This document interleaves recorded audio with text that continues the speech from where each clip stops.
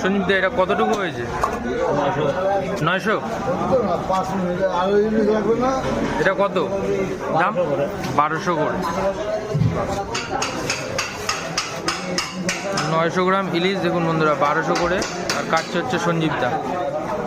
অনেক দিন পরে আসলাম বাজারে।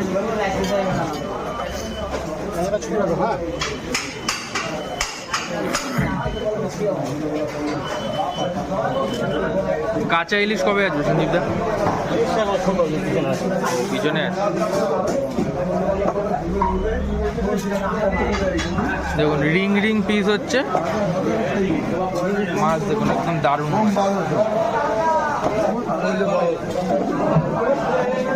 কম 1200 তাই করলাম।